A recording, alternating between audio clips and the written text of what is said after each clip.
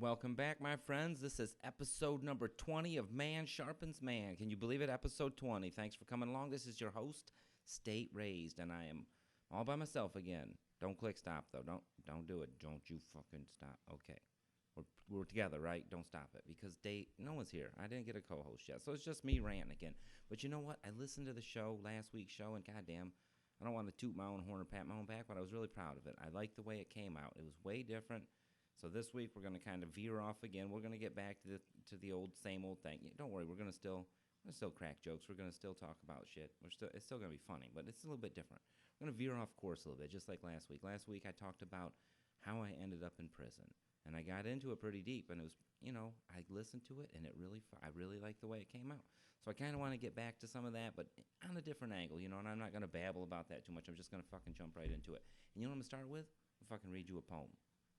That makes it sound really sweet when I add fucking to it, doesn't it? I'm gonna fucking be so nice to you motherfuckers. I'm gonna fucking gently fucking hug you, you bitch. No, I am. I'm gonna read you a poem that my Buddhist homeboy, Jack Cornfield, if you've never heard of him, you should check him out.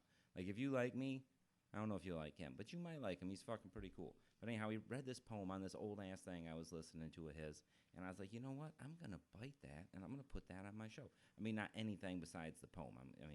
He's definitely on like a whole different tip than me, but the poem, it rang so fucking true with me on so many different levels, and it was so fucking relative to last week's show that I was like, it's like karma's always fucking, it's like the universe is always just putting stuff, little things in front of me, just for me to see, just like, look how magic this is.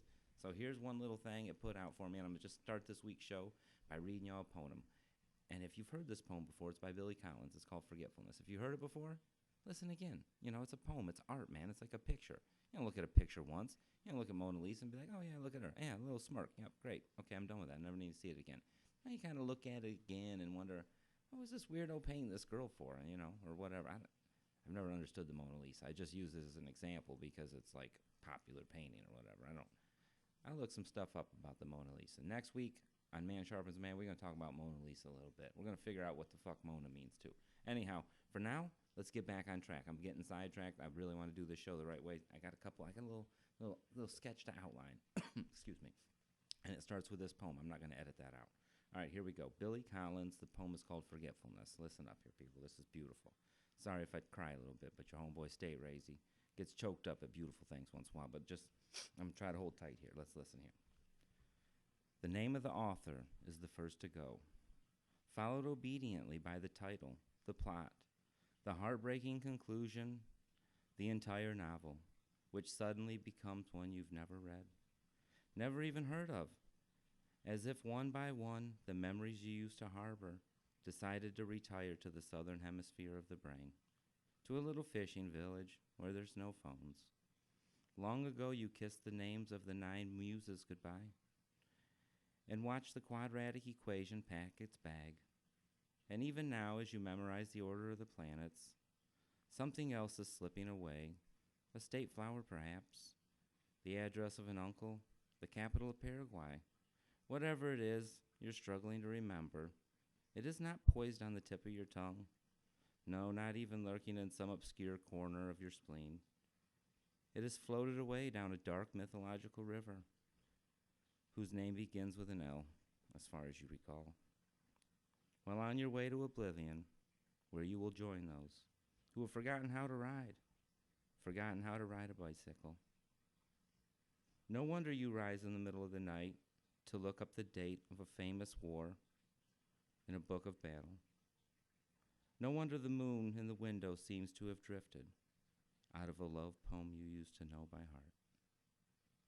And like I said, that's a poem by Billy Collins. And I know it's kind of weird for your homeboy to start out with a poem, but I read it, and it's so deep, man. I don't know if you guys really listened to me and got the full deepness of it, so I'm going to just break it down a little bit and dumb it down for us real quick so I can kind of get my mouth on it too. But anyhow, here's the thing. It's a poem about forgetting what you used to know, and that's what we all do. We're always in a perpetual state of forgetting and learning and forgetting. I mean, the things you think you remember, you don't remember. Your memories are memories of memories. It's a perpetual thing. And when I heard it, I realized it was one of the reasons I even started doing this Man Sharpens Man. And it's one of the beautiful things about this. It's why I encourage people that listen to the show, do a podcast, man. Record it. Strap your fucking nuts on. The internet is there for you. The cloud is there for you, at least for now. At least for now, in today's world, you can feel like your thoughts, your little name that you carved on some fucking picnic table in some fucking prison yard 25 years ago is still there. You know it's still there. And that's what this Man Sharpens Man is for me. It's that carving in that picnic table I left on the yard in Jackson, except in the world. It's another form. It's a little more prettier form. And when I heard that poem about Forgetfulness by Billy Collins there, I was like, that is really what this show is about, and I'm going to read that poem before I kick off the show. And now I've read the poem, so I hope you guys appreciate it. Maybe we'll add that. Like I told you guys, this show is evolving. I'm really hoping to get me a co-host soon and blase splee, but this show's evolving. I wouldn't mind adding a little poetry bit to it where I read you guys a piece of poetry. It would be good for me. And it'd probably be good to enrich you motherfuckers that are just like tuning in to hear me swear and talk about prison and shit. Like once in a while, I'll tell you some enriching shit too, like kind of sneak it in there. I'm gonna bite another little story. This Jack Cornfield I just thought of. He said that there was once this guy that found out that cod liver oil was fucking good. I'm not gonna tell it like him, but he said it was good for his fucking dog. He found out that nasty ass cod liver oil was good for his dog. So every day he would grab that damn dog and he would get its head between his legs and he'd pry open its jaws and he'd pour his fucking little bit of cod liver oil down its throat every fucking day for probably a year straight.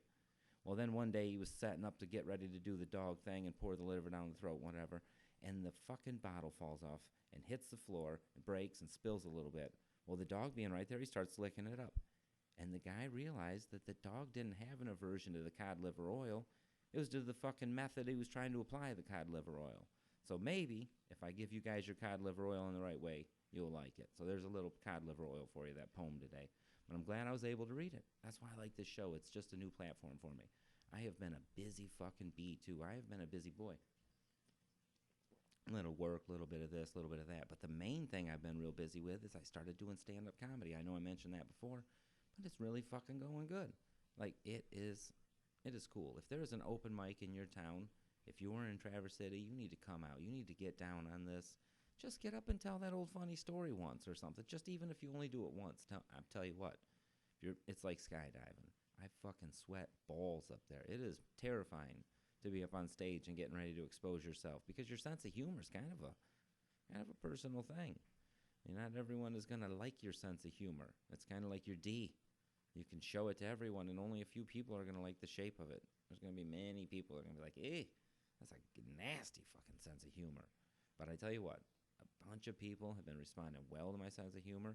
I've been getting up there and talking about prison a little bit, and it's been making me fucking feel good. I've been loving it.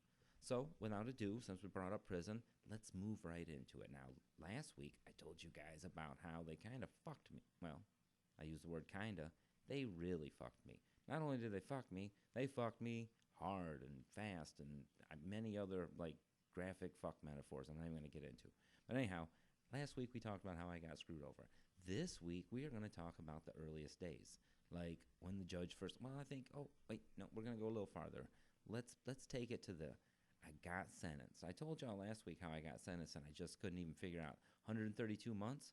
What the fuck is that? Well, it's 11 years. Well, now I'm in county jail, and I know I got 11 years to 20 years in prison, and my bunkie Bert is telling me how prison is because when he was a young man, he stole a car and did a couple years in prison, he tells me.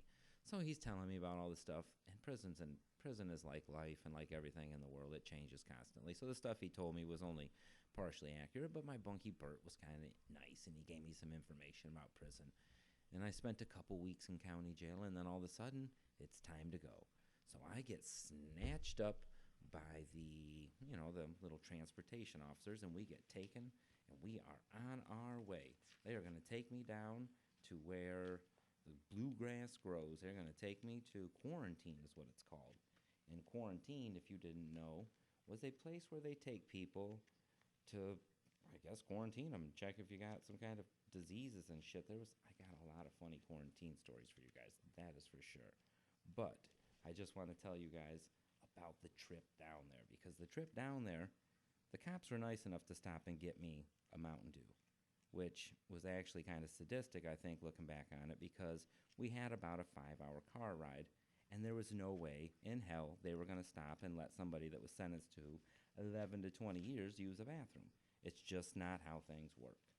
So we got going, and I started drinking that. It had been a month. I had been in county jail about a month, which, doesn't sound like long when you think about the fact I had 11 years to do. But as a teenager, I felt like I hadn't had a pop in forever. You get addicted to pop when you're a kid. You love it. It's delicious. But anyhow, they buy me a Mountain Dew, and we are headed down. And I greedily slam that thing down, not thinking about it, not even knowing how far we got to go. Well, 5 hours later, we pull up at Riverside Correctional Facility. It's the quarantine for us young fellas, because like I said, I was only 17. So they take me into the intake building, the front of the thing, and there's this big human cage in the front. It's not a cell. It's literally just like a Hannibal fucking Lecter freestanding middle of the room cage, and it's got a toilet in it. And I see the toilet, and I'm like, oh my God, thank you, Lord, because I can almost not even stand up straight. I got to piss so bad. I'm having like a religious moment. I have to piss so bad. So I walk in with these two asshole cops who are giggling and telling me about how, go ahead and get your last breaths and all that kind of shit. They're definitely laying it on thick. They're little, they're not good sports at all. They're definitely not good sports. Even if I had been guilty, they still weren't good sports. The shit was bullshit. But anyhow, they take me in.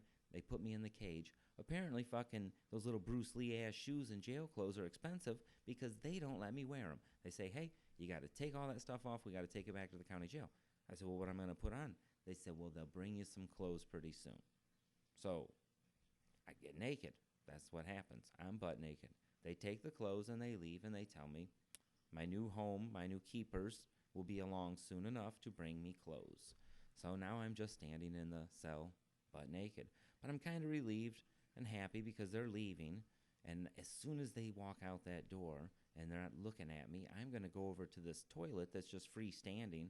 There's no walls around it. It's just a commode in the middle of a cage. I'm going to go to it, though, and pee because there's no one around that can see me. And I know I got a shy bladder. I've never peed in front of someone before. This is a first. So as soon as they go to open that door, what do you know? They're so polite all of a sudden because they're holding it open for cops that are coming in. Well, these are cops from Detroit, though. And unlike Kalkaska, a name that has 3 Ks in its, a town that has 3 Ks in its name, just so you know, definitely not a lot of black people from a town with 3 Ks in its name. Anyhow, they hold the door open for some cops from Detroit. Well, cops from Detroit don't have just one little white boy with them. They have a whole fucking NBA team that they're going to now put in the fucking Hannibal Lecter cage with me. Well, I kind of went from being, bummed out that I wasn't going to be able to pee to being kind of happy now, because now that I'm, about to be locked up with the fucking Lakers, we're all going to be naked. And as the guard is standing there taking their clothes off, I realize this, and I think, you know what? I'm glad I got to piss real bad, because all the guys know I don't got it. You know what? The girls probably know it too. If you've ever received a dick pic, the dick wasn't just at a fucking regular state. It wasn't just at its worst. It wasn't just woke up with its hair messed up. It had fucking glamour shot. That's what that was. That was like the fucking high school glamour shot picture of the person's dick. It was not the worst angle. It was fluffed a little. He probably had to piss really bad, and that's what I'm saying. The fact I had to take a piss really bad made it to where I wasn't doing too damn bad.